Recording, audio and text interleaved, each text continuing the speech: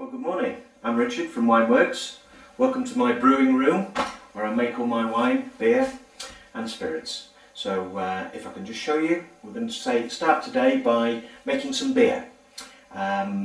We thought it'd be quite interesting just to run through the basic principles of brewing so that you can all have a good look and see where you want to go.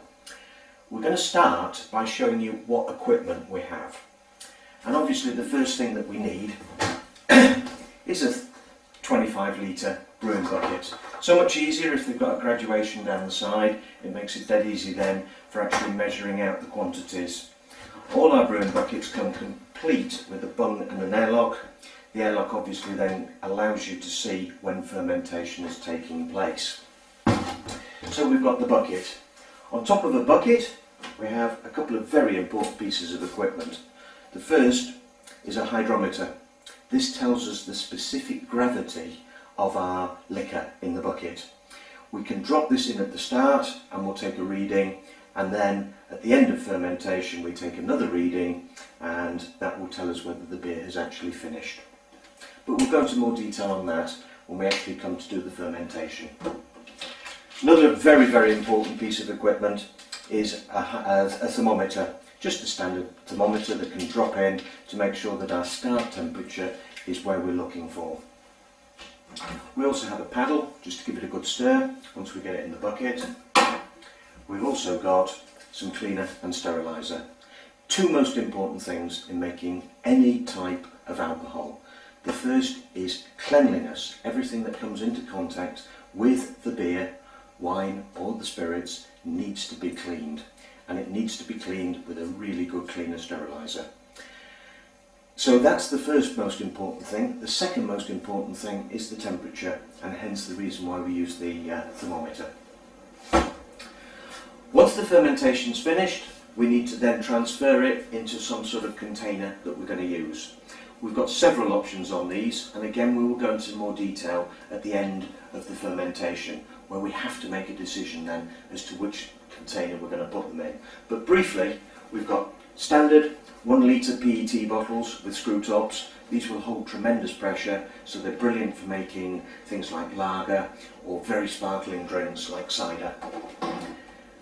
We've also got the Grosche style bottles, which have the flip top lids, and the flip top lids give them a really fantastic seal. Again, beautiful bottles, totally reusable, and they'll hold enormous amounts of pressure. So again, if we're using lager or we want sparkling cider, which is carbonated, then we have to use bottles. We will not get that level of carbonation from any barrels. And we've also brought along a couple of barrels. This is a 40 pint barrel with a screw top, small lid, but all our barrels come complete with S30 valves, and again we'll go into more detail about that at a later stage. But these are totally safe. They allow excess pressure to be dispensed through the valve, and that will in turn mean that your barrel is not likely to blow up. The 2-inch, really basic, but is a cracking barrel. We've also got the more sophisticated king keg with a large screw top, again completely fitted with the valve, but enough room to be able to get our hand in to give it a really good clean. The king keg has two options. It has a bottom tap and it has a top tap, and again we'll go into more detail about that when we actually come to the bottling.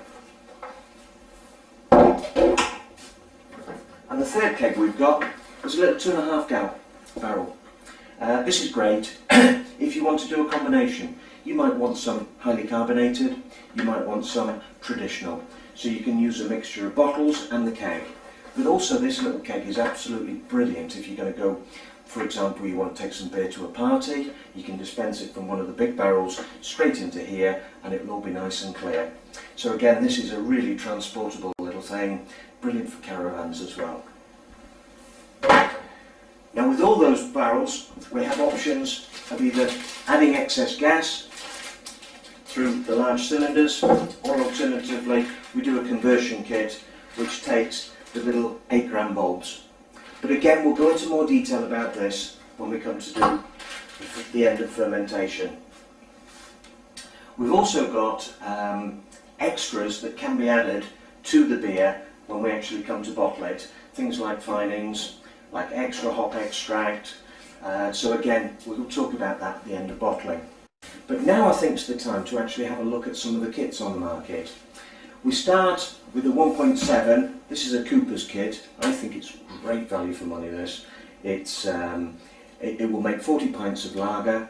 And again, remembering what we were talking about earlier, if we want carbonated lager, i.e. similar to what you would find in a pub, then you must use the bottles. If you want flattish or slightly headed lager, then we can use the barrels. This is like the basic starting point for the kits that we sell. You're looking at around £11 for something like this, and it will take a kilo of sugar as an option, or we can actually improve it slightly by using what's called brewing sugar. This is a glucose powder which has a much cleaner taste than sugar and will produce a much nicer beer. Taking that just a stage further, we actually do what's called a beer enhancer. Now this is a combination of glucose powder and malt extract, and again, use this instead of the sugar. It will produce a much more full-bodied flavour than the glucose powder or the straight sugar. So again, these are options that can be added to one of the smaller kits. If we wanted to go slightly more upmarket, then we have several kits where we don't actually need any sugar. So for example, we've got a Woodford's Wherry here. This is made by the Woodford's Brewery in Norfolk, and this is probably one of our most popular kits. It's got lots of kilos in here of malt, so you don't need to add any sugar at all, and it produces a really full-bodied, good-tasting beer.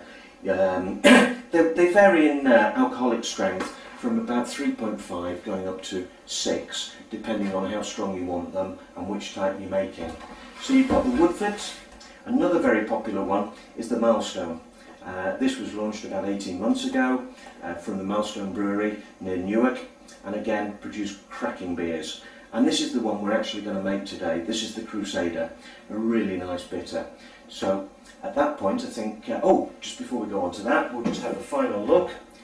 We have here a cider kit, and again we've got cider kits which are in need of adding sugar, but we also do 3 kilo ones where they don't need to add any sugar. So again, depending on what type of cider you want to make, if you're looking for a flattish cider, then we can use any of the kegs. If you want the carbonated cider, i.e. like Magnias or something like that, then we're back to using the bottles. We must use bottles. It's the only way we're going to get the carbonation into it. So we've got the cider as well. Cider, very, very similar to beer. So once we've made a beer, then obviously if we want to adapt that to make cider, that's not a problem. So at this point, what we'll do is we'll have a look at the Milestone, and we'll actually start to make a brew of Milestone. Okay, so we're going to start with the Milestone Crusader. What we've actually done, just while we were in a break situation there, we've taken the 2 cans of malt and we've put those in some nice boiling water to see if we can loosen up the malt extract, so that when we come to open the can, they'll pour much easier. While we're waiting for that to happen, we need to sterilise. We've got our bucket here, and we need to add some steriliser to it. What I tend to do when I'm sterilising is I tend to use quite a strong solution. And I'll put some hot water in the bottom of the bucket. Not an enormous amount, probably a gallon, something like that. Just if it's hot, it does dissolve the steriliser so much better. So that's why I like to use hot, and I tend to find it works better as well. So we'll add a little bit of steriliser to the bucket. Once we've got our water in, there we go.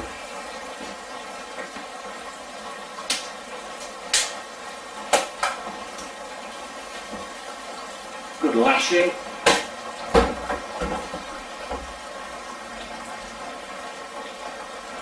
I think we're about right there.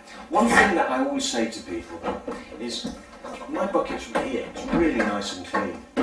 When you finish making beer, always give your equipment a real good clean. When you come back to start again, it's so much easier. The stains aren't there, the equipment just rinses and cleans so easily. So we've got sort of about so full. of water, and all I do is I just swirl it around the sides. Make sure it's touching all parts of the container. Just give it a little bit of a swirl. That's great. So we'll leave it for a few minutes while that sterilises, and we can have a look at our malt cans.